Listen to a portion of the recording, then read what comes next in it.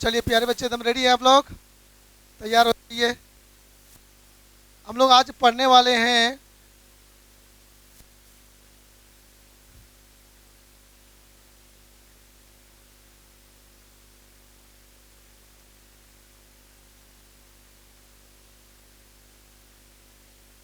Power of lens. इस point पर focus करेंगे। दूसरा पॉइंट है इक्विवेलेंट लेंस। और तीसरा पॉइंट पर डिस्कस करेंगे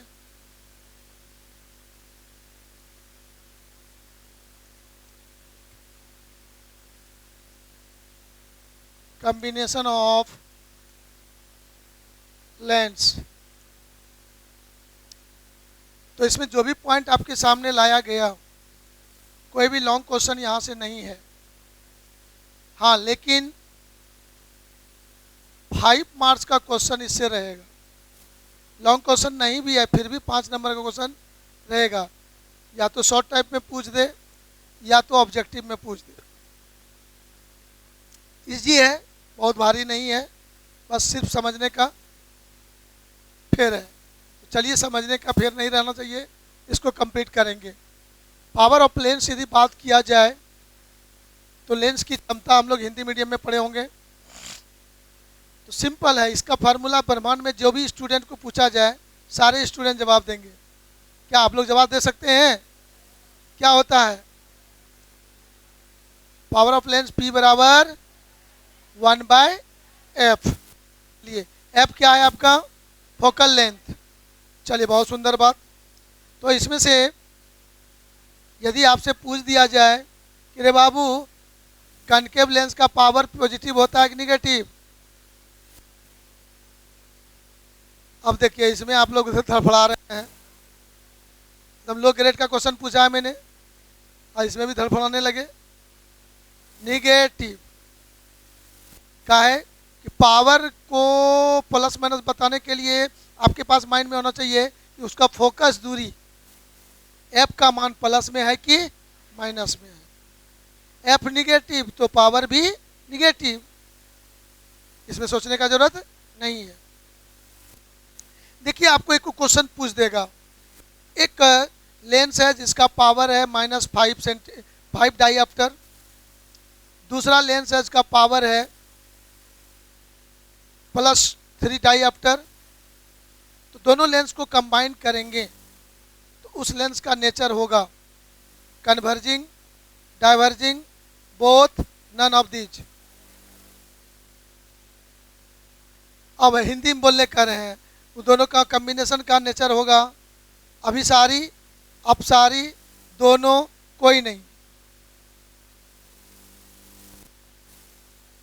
अब ये छोटा छोटा बात हुआ ना, ऑब्जेक्टिव पूछने लायक है कि नहीं है? तो इसका जवाब हमको कॉन्फिडेंस के साथ देना चाहिए। आइए, इन्हीं बातों को सीखने जा रहे हैं। रेडी? yes, सबसे पहले तो मैं पावर के बारे में बात करूं तो पावर ऑफ लेंस P बराबर हम लोग सभी बच्चे जानते हैं 1/f। लेकिन इसमें ध्यान रखिएगा कि पावर ऑफ लेंस का ये फॉर्मूला होगा तब जब f किस में होगा? f is in metre. f metre में होगा तभी ये फार्मूला होगा, राइट? लेकिन पावर के लिए दूसरा फार्मूला आप कह देगा आपको P बराबर 1/f नहीं लिख के 100/f भी लिखते हैं। लेकिन वो कब लिखेंगे ऐसा? जब f हमारा किस में रहे? हाँ, f is in cm, centimetre में हो तब। चलिए, ठीक है, बहुत सुंदर बात। अब देखेंगे गौर से, हमारे क्वेश्चन में दिया रह जाए लेंस का जो है अपवर्तनांक दिया रहेगा और लेंस के दोनों सतह का वक्रता त्रिज्या दिया रहेगा। तो उसके लिए पावर का फॉर्मूला होगा 1/f। और 1/f ने लिख के हम लोग लिखेंगे 1 μ2 इंटू 1/R1 - 1/R2। पढ़े हैं ना फॉर्मूला हम लोग? तो ये लेंस मेकर फार्मूला से लेंस के फोकल लेंथ के लिए फार्मूला है। लेकिन पावर P बराबर 1/F यदि है तो P बराबर 1/F ना लिख के P बराबर, इसको यहाँ से डायरेक्ट गायब कर दें हम लोग, तो P बराबर ये फार्मूला होगा कि नहीं होगा? लेकिन यहाँ भी तब लिखना होगा आपको कि sir R1 and R2 in R1 R2 किस में रहना चाहिए? यहाँ पर ये बहुत आसान बात होता है, लेकिन हम लोगों ने देखा, अनुभव किया है कि बच्चे लोग उस समय जब फार्मूला यूज करते हैं तो यूज करते समय क्या करते हैं कि R1 R2 के मीटर सेंटीमीटर पे ध्यान नहीं देते हैं। R1 20 सेंटीमीटर, R2 30 सेंटीमीटर, बस वही पुट करके आंसर निकाल देता है। और इसमें ऑप्शन में 4 आंसर, ऑप्शन में से सेंटीमीटर में लेने के बाद जो आंसर आएगा वो पहले ए नंबर में वही रहता है, तो बच्चा फिर दोबारा चेक भी नहीं करता है। हट, मिल गया आंसर है, टिक मार जल्दी से, और टिक मार के चल तो आते हैं। रूम में यदि कोई दूसरा आदमी थोड़ा सा कहता है अरे इसमें क्या लिखा है, ये नहीं होगा बुढ़वा, आए तो दोनों हाथ मथाप दे देता है। तो ये थोड़ा सा ध्यान दीजिएगा आप लोग, है आएगा जरूर। ये जितना भी बात बोल रहे हैं एकदम ये सब आने लायक है और आएगा, चूँकि इस टॉपिक से लॉन्ग क्वेश्चन पूछ दिया है, अब ये छोटा छोटा ही का ही इस बार बारी है। तो ये पावर के लिए ये सारे फार्मूले आप लोगों ने देख लिया। अब हम लोग आगे बढ़ते हैं, ध्यान देंगे गौर से कि सर पावर को यदि डिफाइन करने कहे तो हम लोग क्या बोल सकते हैं? पावर ऑफ लेंस को डिफाइन करने कहे, लेंस की क्षमता को, तो हम बच्चों का बोलने का जो स्टाइल होना चाहिए कि कोई भी लेंस लाइट रे को मोड़ता है, तो लाइट रे को मोड़ने की जो एबिलिटी है, दक्षता है, उसी को हम लोग कहेंगे पावर ऑफ लेंस। अब ध्यान दीजिएगा, इसी सेंटेंस के आधार पर हम लोगों का जो फार्मूला बताया गया है वो इस तरह से बताया गया है। यदि ये कोई लेंस है और इस पर कोई लाइट रे इंसिडेंट कराते हैं, पैरेलल लाइट लाते हैं प्रिंसिपल एक्सिस के, तो वो लाइट देखो सीधा जाना चाहिए था, लेकिन आप देखते हो कि यहाँ मुड़ जाता है, यहाँ आके कटता है। तो जिस पॉइंट पे कटा उस पॉइंट को हम लोग फोकस पॉइंट कहते हैं, राइट। अब देखिएगा गौर से, ये या लेंथ हुआ, फोकल लेंथ हुआ आपका, तो जितना ज़्यादा एंगल से मोड़ेगा उतना छोटा फोकस दूरी होगा। अब यदि और थोड़ा अधिक एंगल से मोड़ दिया जाए, यहीं पर हम दिखा देते हैं इसी फिगर में, और बड़ा एंगल से मोड़ दिया जाए, तो गौर से देखिएगा फोकस पॉइंट यहाँ आ गया कि नहीं, तो ये फोकल लेंथ हमारा चेंज हो गया। तो जितना ज़्यादा एंगल से मोड़ेगा, डेल्टा वन टू कर देते हैं इसका नाम, यहाँ पर इसका नाम F1 दे दिया, इसका नाम F2 दे दिए। तो आपने देखा कि डेल्टा का मान मोड़ा, अधिक मोड़ा तो फोकस दूरी छोटा हुआ कि नहीं हुआ। इसी कंसेप्ट के आधार पर कहा गया है पावर P = 1/F, कि लेंस का जो पावर है वह फोकस दूरी के व्युत्क्रम के बराबर होता है। मतलब लाइट को मोड़ने की जो एबिलिटी है वो जितना ज़्यादा होगा, फोकस दूरी उतना छोटा होगा, राइट। यस, इसलिए पावर P बराबर ये फार्मूला हम लोग यूज करते हैं।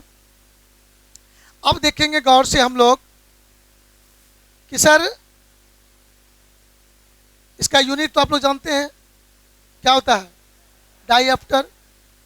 अब आप एक ऑब्जेक्टिव पूछ देगा आपको, सर क्वेश्चन में ऑब्जेक्टिव में ऐसा रहेगा, डायप्टर D बराबर डैश, ऑप्शन में रहेगा ए में F, बी में रहेगा 1/F, सी में रहेगा बोथ, और डी में रहेगा नन ऑफ दिस। या क्या लिखिएगा आप?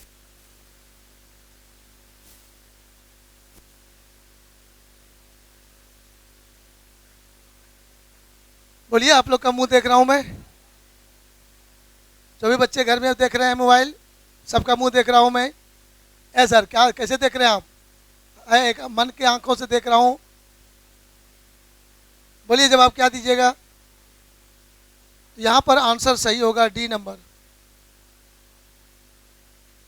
आंसर क्या सही होगा? डी नंबर सही आंसर होगा। इसमें से सब गलत है। ये डाइऑप्टर है, ना कि पावर है, यूनिट है। तो हाँ, ओ मेरा एक चलवा का था, ओ बी नंबर बोल के गदगद था। यहाँ दिख रहा है ना, P बराबर 1/f, 1/f लिख के गदगद। लेकिन पावर का यूनिट यदि डाइऑप्टर है तो 1/मीटर होता है। वो यूनिट लिखेंगे तो डाइऑप्टर जो होता है, पर मीटर को डाइऑप्टर बोला गया है। पर मीटर को क्या बोला गया है? हाँ। अब ये ऑब्जेक्टिव में कोई दम था? नहीं था, लेकिन बहुत सारे बच्चे गलती कर चुके थे, है कि नहीं है? एकदम फूस फास ये सब क्वेश्चन है। चलिए, अब उम्मीद है गलती नहीं होगा आपका। अब इससे आगे बढ़ जाते हैं हम लोग कि सर यहाँ पर देखेंगे, एक ये आपको बताया था पावर के लिए,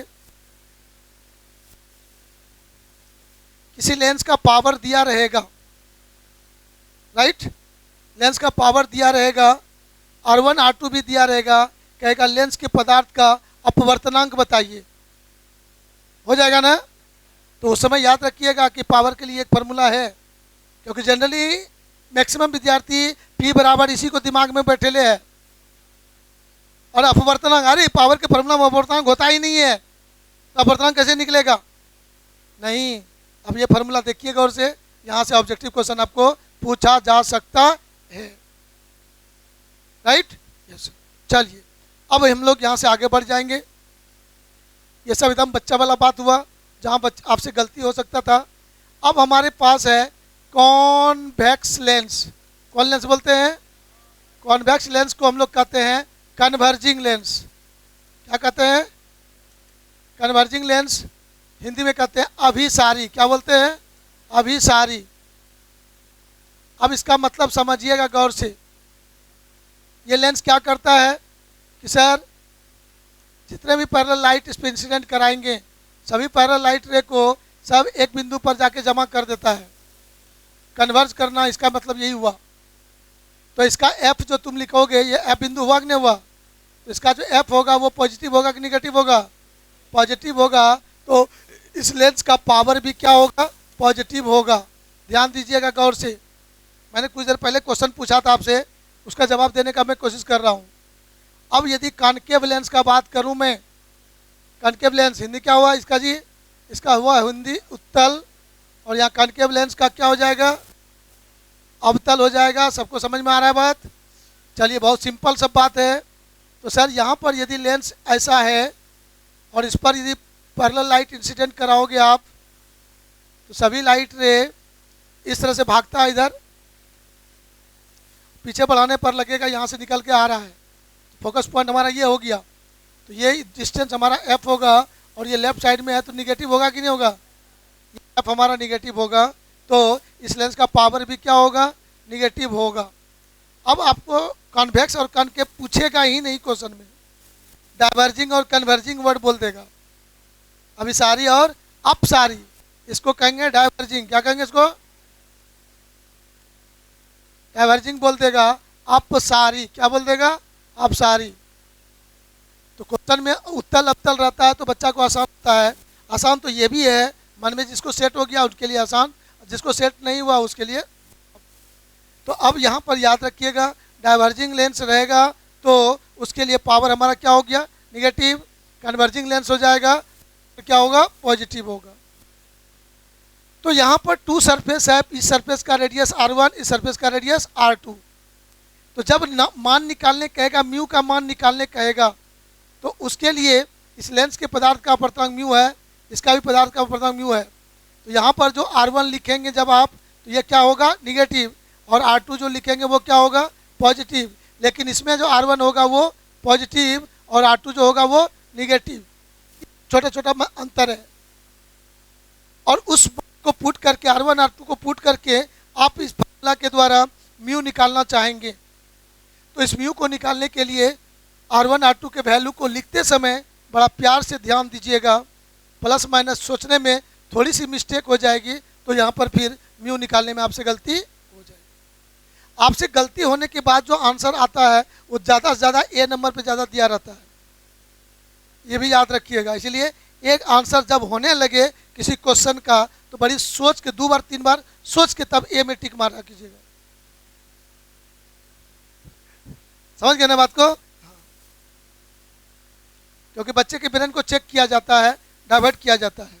चलिए, अब हमारे पास था दूसरा टर्म इक्विवेलेंट लेंस, समतुल्य लेंस।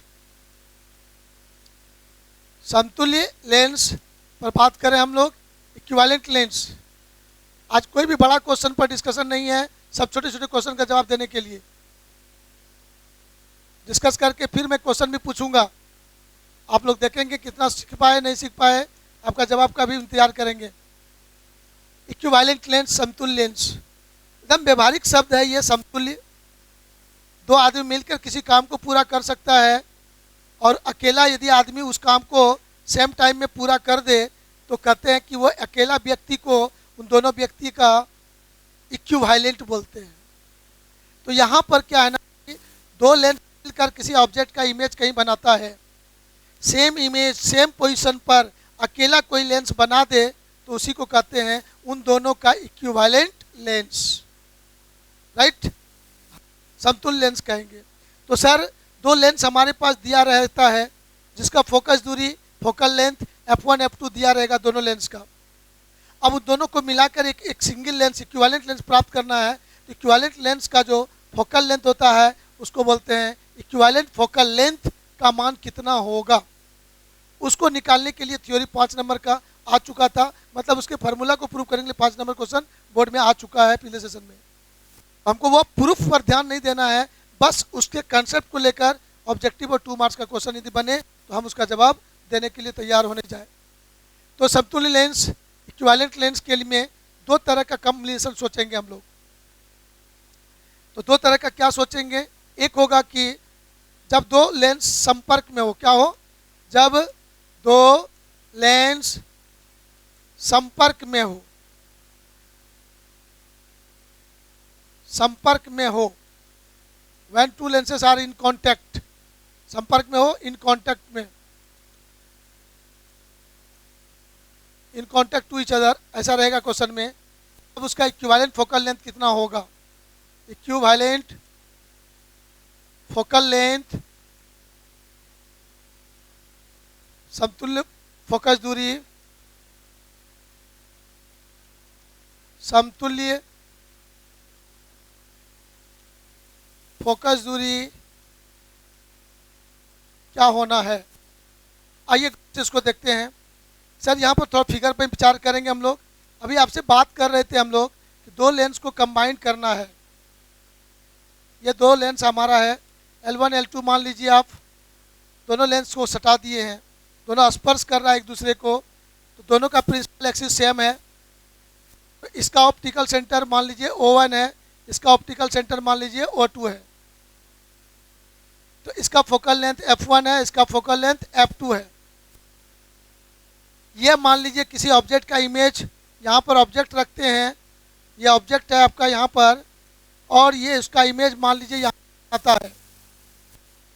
अब इन दोनों को रिमूव करते हैं, इन दोनों को हटाकर एक लेंस रख, और वो एक लेंस यहाँ पर रख दें बीच में, एक सिंगल लेंस बीच में ला देंगे हम लोग, लेंस L बोलेंगे, इसका फोकल लेंथ f होगा।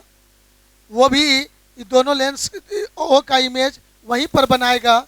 तो ये सिंगल लेंस जो लिया मैंने, वो सिंगल लेंस उन दोनों लेंसों का क्या कहलाएगा, इक्विवेलेंट लेंस।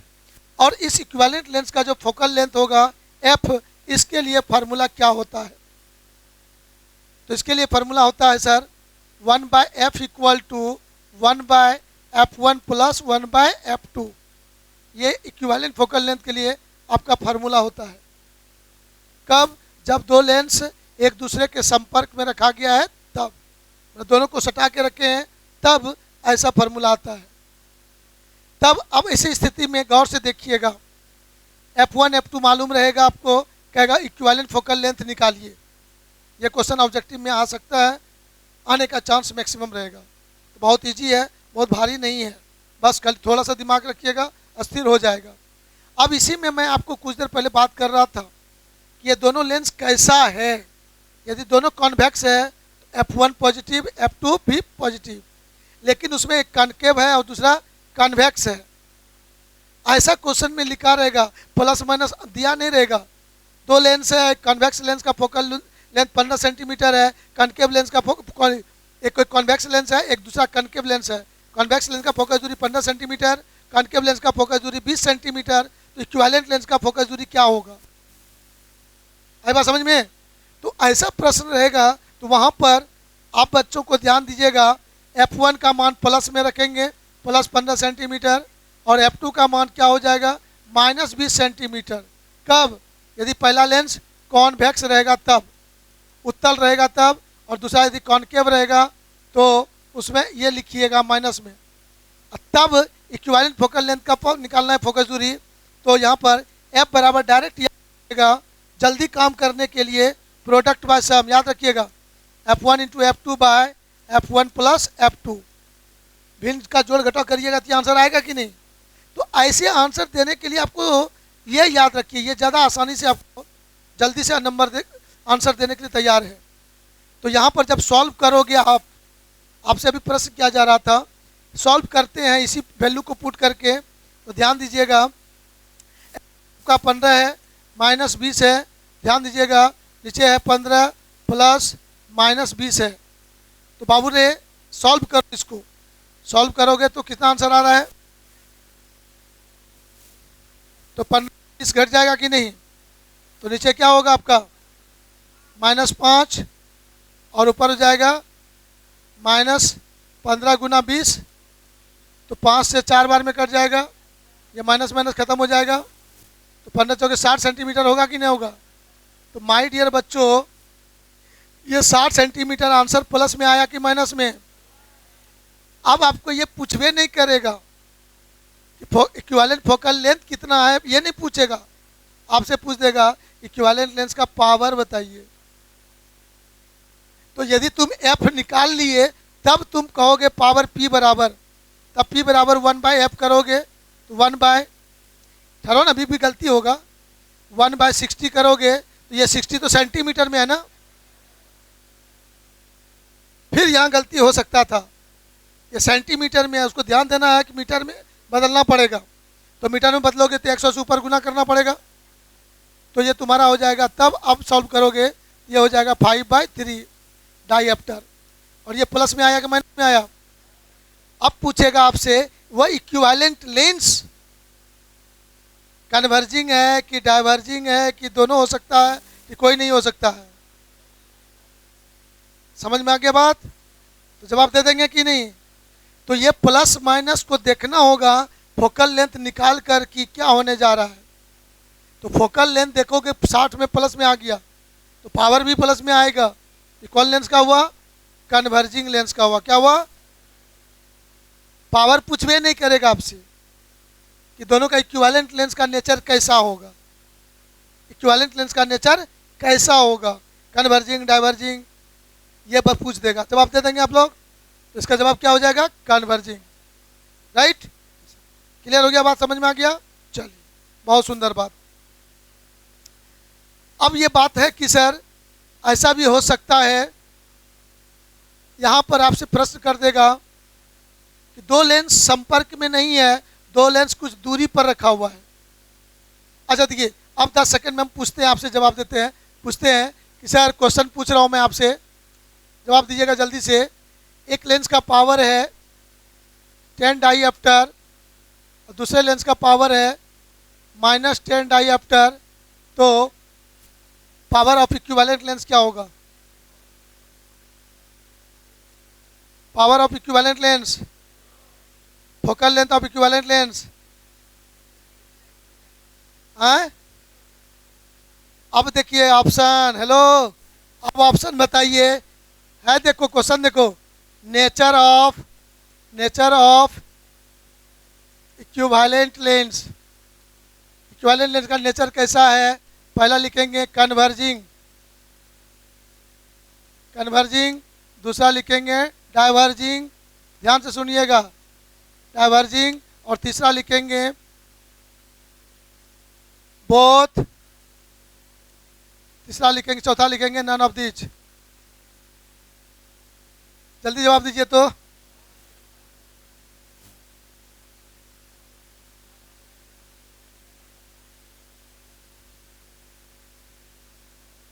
जल्दी जवाब दीजिए।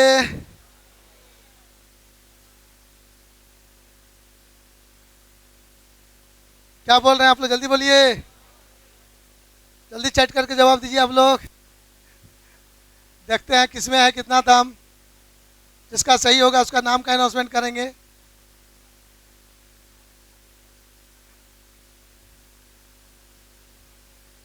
जवाब दीजिए। अभी तक लग रहा था ना कि जो पढ़े अब तो सीख गए हम लोग, लग रहा था ना, लेकिन सीख के तो गए जरूर, लेकिन फिर भी जवाब नहीं होता है। सर इसमें जवाब होगा नन ऑफ दिस।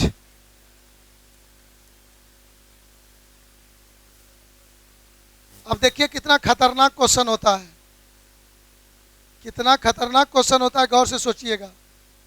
रे बाबू भैया लोग, आपको कई बार सिखाया गया था, पावर आपका यहाँ पर पूछेंगे तो क्या बोलोगे आप लोग? पावर P1 प्लस P2 करेंगे ना, तो सर +10 -10 0, पावर 0, तो F कितना होगा? 1/P, 1/0 undefined. F यदि अनडिफाइंड हो गया तो सर यह लेंस होगा ही नहीं। एक ग्लास प्लेट हो जाएगा, वो लेंस का जैसा व्यवहार करेगा ही नहीं, इसलिए कन्वर्जिंग डाइवर्जिंग का कोई गप होगा ही नहीं। अच्छा उदासीन बोल दिया चलेगा, कोई काम ही नहीं करेगा वो है। चलो एक सेंस उसका मिला रहा। तो यहां पर ये आया समझ में क्वेश्चन का टेंडर क्या होता है। लेकिन बोर्ड में जल्दी ऐसा क्वेश्चन नहीं पूछता है, लेकिन पूछ दिया तो हम लोग सीख लिए, फिर दिक्कत क्या है? इसलिए तो मैं गप किया, मुझे पता है ना आप कहाँ गलती करोगे, किस जगह आपका बुद्धि कहाँ तक नहीं पहुंचेगा, वो लालूम खान को पता है। इसलिए तो मैंने सामने क्वेश्चन रखा, टॉपिक पे डिस्कशन शुरू किया। क्लियर हो गया ना? हमने नहीं फंसा गया इसमें। हाँ। अब यदि इसी प्रश्न में मैं आपसे कहता,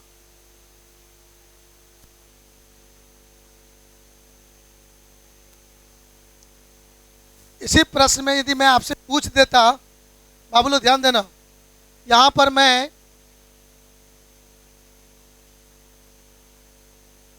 एक डाइएप्टर कर देता, क्वेश्चन का आंसर बताओ। अब कौन सा होगा सही, यदि बताओ। हाँ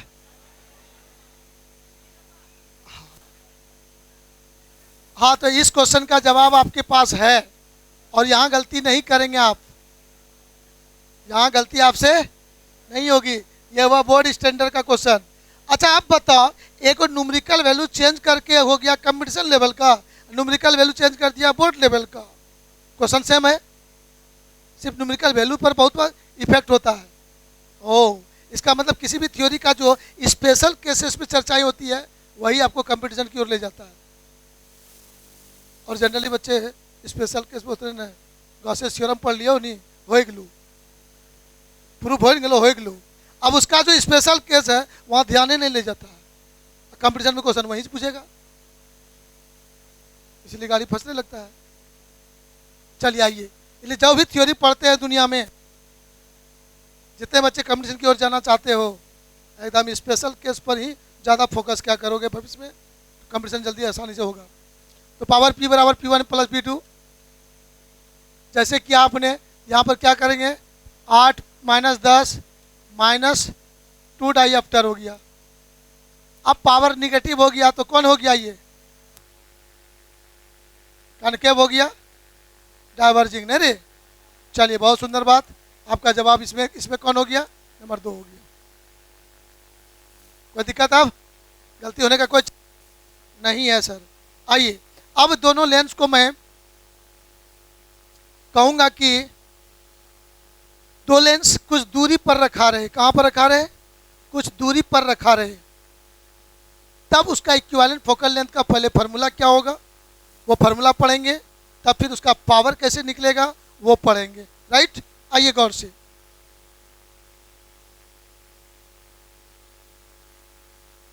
जब दो लेंस एक दूसरे से कुछ दूरी से पृथक हो,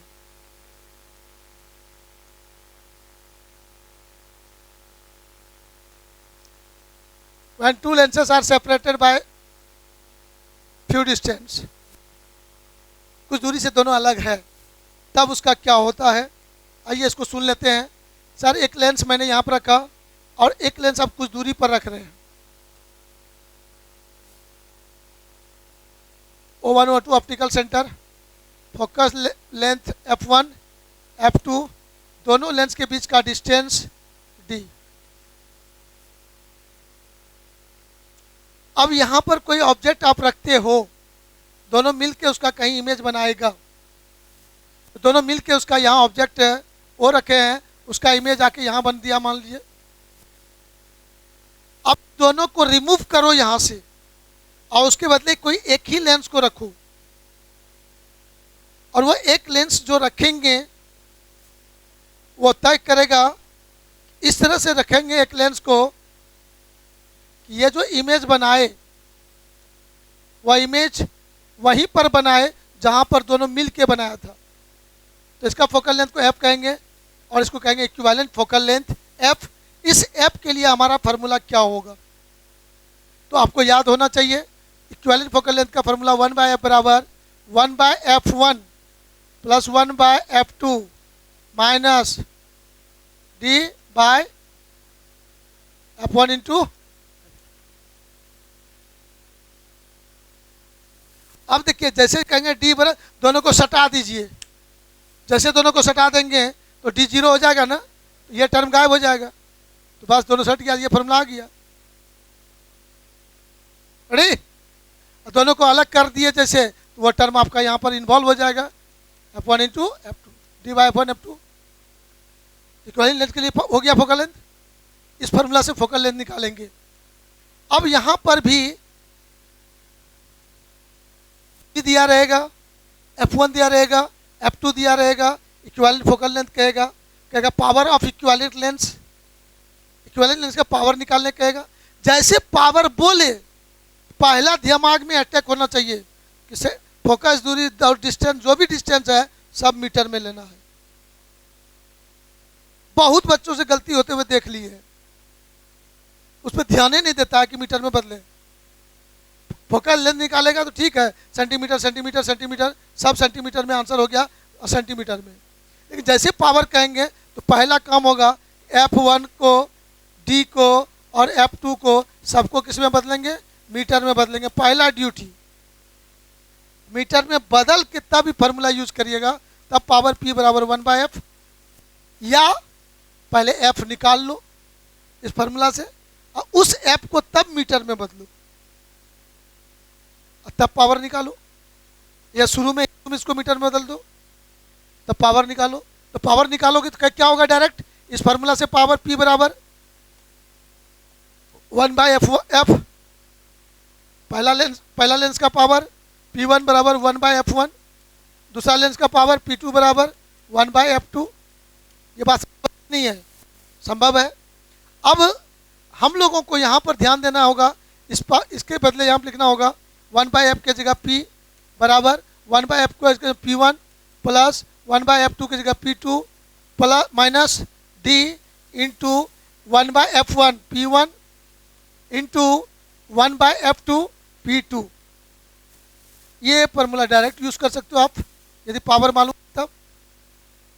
तो क्या है ना, पहले हम f1 से p1 निकाल लेंगे, f2 से p2 निकाल लेंगे और d को मीटर में ले आएंगे और d में मीटर में लाके सब बैठा देंगे। मतलब यहाँ जो d होना चाहिए वो मीटर में होना चाहिए, d मीटर में होना चाहिए। तो इस तरह से हमारा दो लेंस कुछ दूरी पर रखा हुआ है, इक्विवेलेंट फोकल लेंथ का फार्मूला वैल्यू क्या होगा, उसके इक्विवेलेंट लेंस का पावर क्या होगा, इन सभी फार्मूले के मदद से हम लोग सोचेंगे। उम्मीद है सेट कर लिया मन में।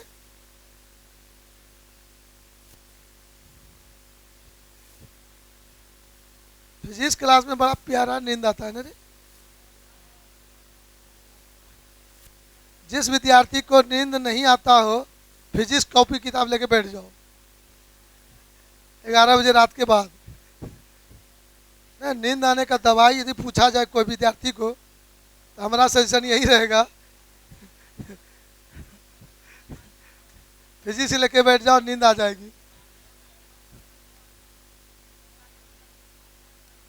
चलिए आगे बढ़ते हैं हम लोग। सर एगो पॉइंट और लिखे थे यहाँ पर, एगो पॉइंट और लिखे थे, ध्यान दीजिएगा आप लोग। हेलो, एक क्रोमेटिक कॉम्बिनेशन ऑफ लेंस, थोड़ा कुछ विशेष है, उम्मीद है हो सकता है एक नंबर पूछ दे, नहीं हो पूछे, हालांकि ये कंपटीशन का पॉइंट है, लेकिन हमने देखा कि में एक ऑब्जेक्टिव पूछा एक बार, इसीलिए फिर भी बता देते हैं। यदि है हमारा बच्चा लोग नाक टेढ़ा करके कहता बता दीजिए मजबूरी में।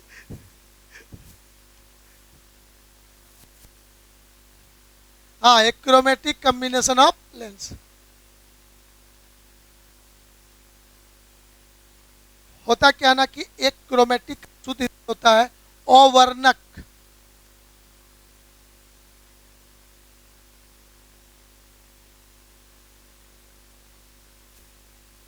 एक क्रोमेटिक अवर्णक संयोजन।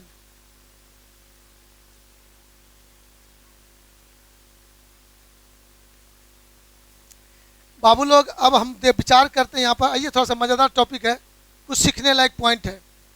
एक क्रोमेटिक कॉम्बिनेशन ऑफ लेंस में ध्यान देंगे गौर से कि सर दो लेंस हमारे पास हैं और कोई भी लेंस को बीच से काट दो तो जस्ट लाइक प्रिज्म जैसा व्यवहार कर रहा है। मतलब हम लोग ये बोल सकते हैं कि दो प्रिज्मों का के बेस को मिलाते हैं तो लेंस बनता है। तो यहाँ पर कहा गया कि यदि उस लेंस पर व्हाइट लाइट को इंसिडेंट करेंगे, श्वेत प्रकाश को इंसिडेंट कराएंगे, तो हमको लगता है कि सर 7 कलर में उबटेगा, तो 7 को फोकस पॉइंट होगा। क्या को पॉइंट हो जाएगा, जैसे देखा फिगर में, तब मजा आएगा समझने में। थोड़ा सा ध्यान दीजिएगा।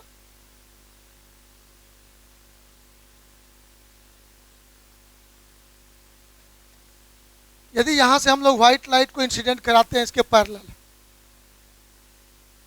श्वेत प्रकाश है, व्हाइट लाइट है, तो कहता है कि इसका नेचर एक सीधा जाना चाहिए था, लेकिन उसमें से देखने को मिलेगा आपको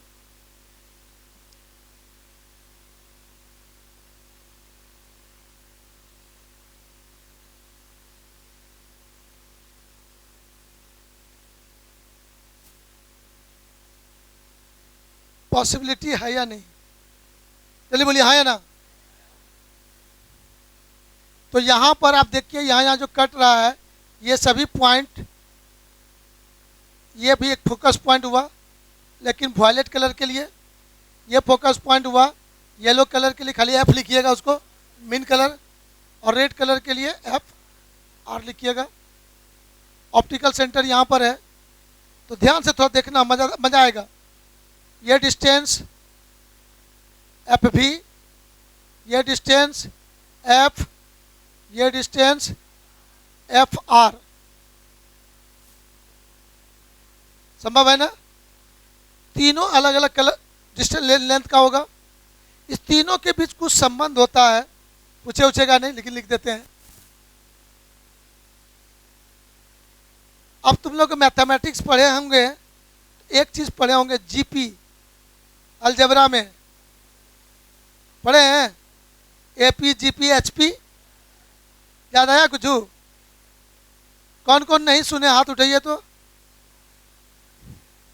एपी जीपी एचपी कभी सुने हैं ना?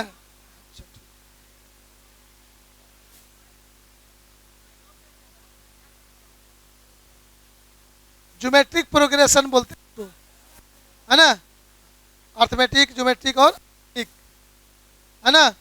कौन गुण कौन कौन सी होता है, हिंदी नहीं याद है हमको।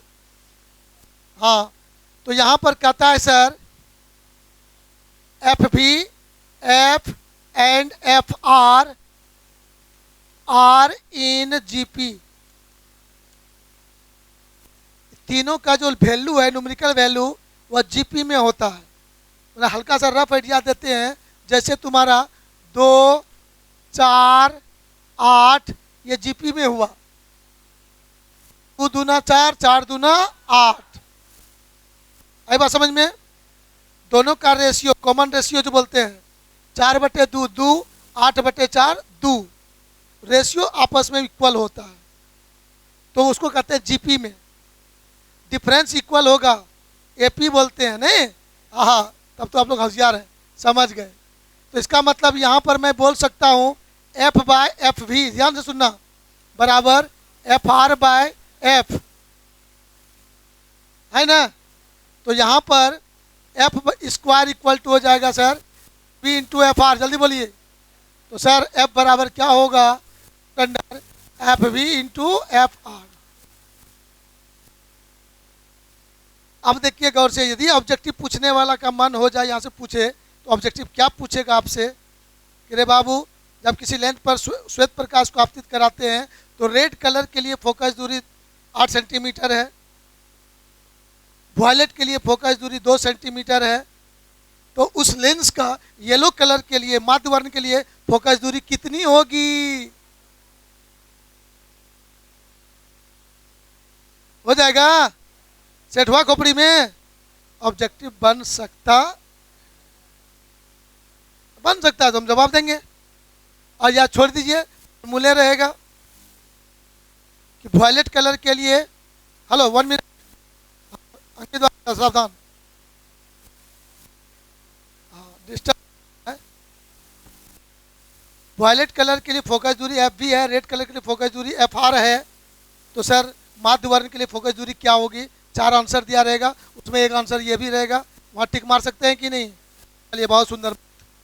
अब सर ये कहा कि ये एक लेंस मैंने लिया और इस लेंस को पर श्वेत प्रकाश किया, तो वो 7 कलर में बटा कि नहीं बटा? तो कहा ये जो 7 कलर में बट गया सर, इसको कहते हैं क्रोमेटिक एबरेशन। क्या बोलते हैं? मतलब यहाँ पर ये जो इतना बड़ा दूरी हुआ, इतना बड़ा क्षेत्र में हमारा फोकस दूरी पर फैला हुआ है, तो क्रोमेटिक एबरेशन कहते हैं। और ये हो जाएगा sir F R minus F भी। क्या हो जाएगा बाबू? एफ आर माइनस एफ भी को कहते हैं क्रोमेटिक एबरेशन बोलते हैं। तो हालांकि उसका अभी तो जरूरत नहीं है हमको। अब कहा कि सर ऐसा कोई मनसूबा लगाइए कि ये सभी कलर ना बने, एक ही कलर दिखाई पड़े या एक ही फोकस पॉइंट हो। उसके लिए कहा कि 2 लेंसों को कंबाइन करेंगे डिफरेंट सबस्टांस का। और यहाँ सबस्टांस क्या लोहा चांदी नहीं है ना होगा? बताए थे, प्रिज्म के कॉम्बिनेशन में सिखाए थे। कौन सी? नहीं बोला, नहीं बोल, रंगबाजी कर, नहीं बोल। क्राउन ग्लास और फ्लिंट ग्लास। क्राउन ग्लास और फ्लिंट ग्लास का 2 प्रिज्म लेंगे, तो दोनों का डिस्पर्सिव पावर ω1 ω2 अलग अलग होगा, दोनों का फोकस दूरी अलग अलग होगा। कहा कि उस समय 2 लेंस लेंगे, लेकिन ध्यान से समझने का और भी जरूरत है, दोनों लेंसों का नेचर भी अलग रहेगा, पदार्थ भी अलग रहेगा, नेचर भी अलग रहेगा। और उन दोनों को लेंसों को यदि कंबाइन करेंगे तब सर ओनली 1 फोकस, क्या होगा? ओनली 1 फोकस होगा, एक ही फोकस बनेगा। तो उस समय इसका फोकस दूरी f1, इसका फोकस दूरी f2, dispersive power ω1, dispersive power ω2। तो कहेगा तुमको कि सर एक क्रोमेटिक ओवर्नक संयोजन, क्या कहेंगे? ओवर्नक संयोजन लेंसों का, किसका? लेंसों का ओवर्नक संयोजन के लिए शर्त बताइए। शर्त निम्नलिखित में से कौन होगा? 2-3 तरह का क्वेश्चन पूछ देता है यहाँ पर, सुन रहे हैं? तो अवर्णक संयोजन के लिए यहाँ पर वर्णक संयोजन हुआ, वर्णक वर्ण उत्पन्न हो रहा है, यहाँ पर वर्ण उत्पन्न हो रहा है, लेकिन यहाँ पर 2 लेंस लेंगे अलग अलग पदार्थ का और दोनों का नेचर, एक कॉन्वेक्स तो दूसरा कॉनकेव, और उसको कंबाइन करेंगे तो वहाँ पर सिर्फ एक ही फोकस पॉइंट मिलेगा। तो उसके लिए कब कंडीशन क्या होगा? बोला उसके लिए कंडीशन है sir ω1/f1 plus omega 2/f2, ये दोनों क्या होना चाहिए, जीरो। मतलब उसको मैं ऐसे लिखूं, हेलो स्टूडेंट, मैं इसको ऐसे लिखूं कि डिस्पर्सिव पावर और फोकल लेंथ का रेशियो दूसरे लेंस के डिस्पर्सिव पावर और फोकल लेंथ के रेशियो के बराबर हो। तो फोकल लेंथ एक्स का निगेटिव होगा कि नहीं होगा, डिस्पर्सिव पावर तो निगेटिव नहीं होता, याद है, भूल गए क्या। ओमेगा वर्ण विक्षेपण क्षमता हमेशा निगेटिव, ओ पॉजिटिव, हाँ हमेशा पॉजिटिव। लेकिन तो फोकस दूरी तो प्लस माइनस होगा, एक कन्वेक्स है दूसरा कॉनकेव है, एक प्लस होगा एक माइनस होगा, तो ये दोनों का रेशियो आपस में बराबर होता है। इसी को थोड़ा सा आगे बढ़ा देते हैं तो हो जाता है omega 1/f1 plus omega 2/f2 equal to zero.